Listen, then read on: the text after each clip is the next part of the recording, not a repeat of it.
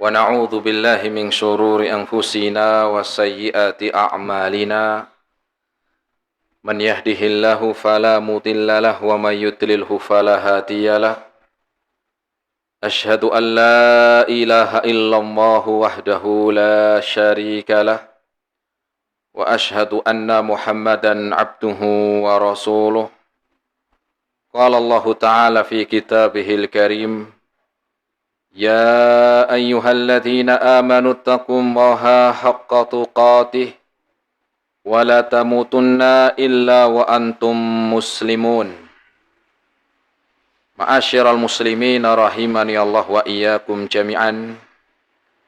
Alhamdulillah, kita bersyukur kepada Allah Subhanahu wa taala di kesempatan malam hari ini. Kita masih diberikan kesehatan, taufik dan hidayahnya. Semoga amal ibadah kita Allah Subhanahu wa taala menerimanya, dan semoga ilmu yang kita dapatkan bisa kita amalkan sebagai bekal untuk menghadap kepada Allah Rabbul Alamin. Kemudian salawat dan salam kita sampaikan kepada Nabiullah Nabi Muhammad sallallahu alaihi wasallam beserta keluarganya, para sahabatnya dan umatnya sampai hari kiamat nanti. Jamaah rahimani Allah wa iyyakum jami'an, kita melanjutkan kembali dalam kajian rutin di setiap hari Selasa malam Rabu, yaitu di Mushola Baitus Salam, dengan bahasan dari hadis-hadis Nabi sallallahu alaihi wasallam yang berkaitan dengan adab dan akhlak. Di mana pertemuan yang lalu kita masih membahas tentang hadis dari Anas bin Malik. An Anas bin Malik radhiyallahu taala anhu qala Rasulullah sallallahu alaihi wasallam, dari Anas bin Malik, semoga Allah meridhoinya, Rasul sallallahu alaihi wasallam bersabda, "Walladzi nafsi biyadihi la yu'minu 'abdun hatta yuhibba li akhihi ma yuhibbu li nafsihi." Muttafaqun alaih. Rasul bersabda, dan demi zat yang jiwaku ada di tangannya,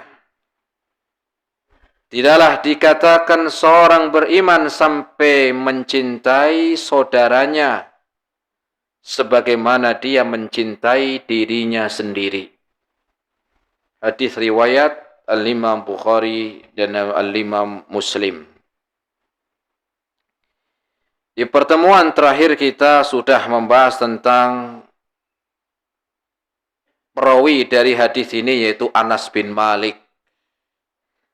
Kala itu kita sampaikan secara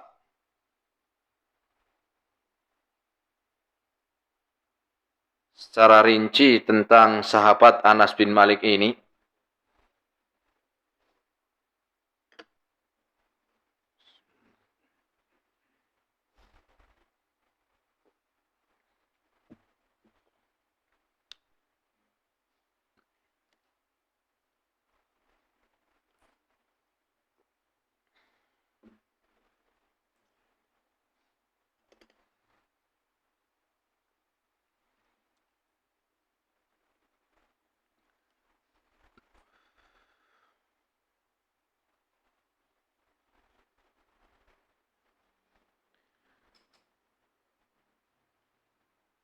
Kita lanjutkan jemaah. Hadis ini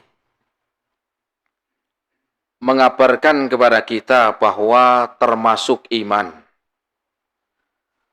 tanda iman seseorang adalah mencintai saudaranya. Tanda iman seseorang adalah diantaranya mencintai saudaranya. Kemudian dalam hadis ini mengabarkan kepada kita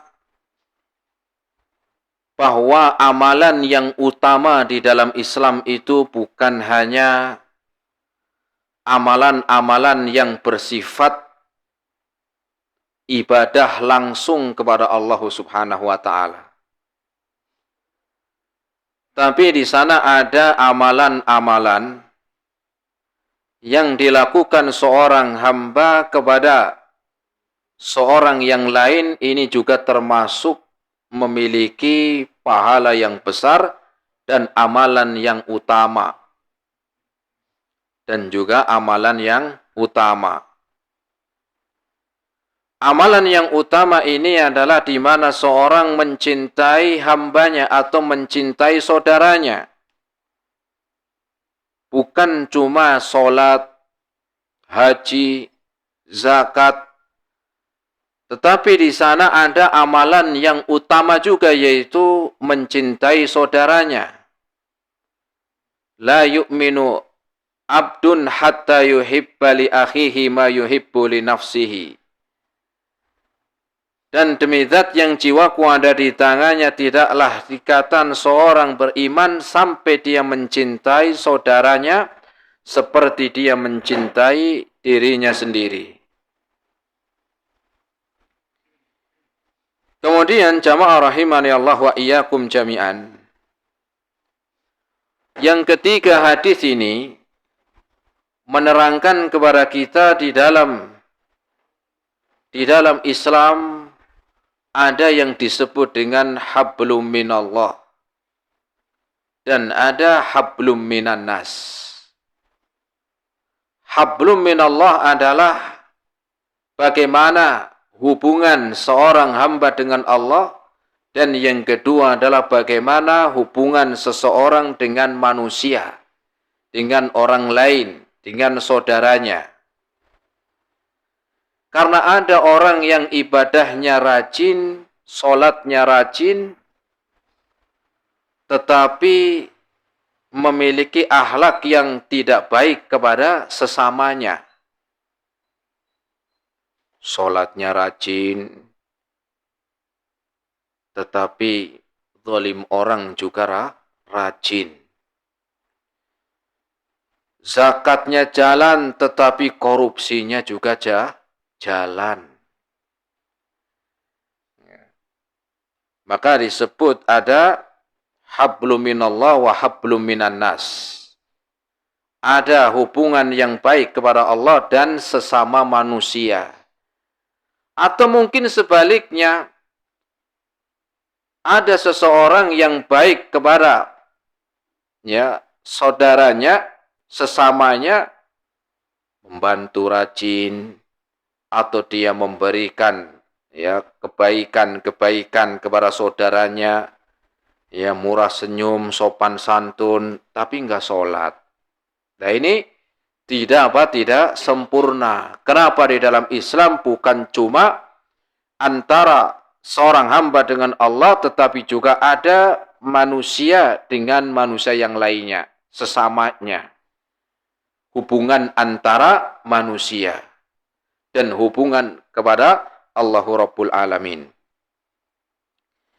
Di sini Rasul mengingatkan walladzi nafsi biyadihi, dan demi zat yang jiwaku ada di tangannya. Rasul bersumpah, dan demi zat yang jiwaku ada di tangannya. Kalau kita melihat Rasul dalam hadis-hadisnya, tidak banyak Rasul bersumpah. Tidak banyak. Rasul tidak banyak di dalam hadisnya itu sering bersumpah, jarang. Bahkan ada yang mengatakan sampai kurang lebih 80-an. Selama hidupnya, selama diutus. 23 tahun lamanya. Di antaranya ini hadisnya Rasul bersumpah. Karena memang kita diperintahkan tidak gampang-gampang atau mudah ngobrol sumpah.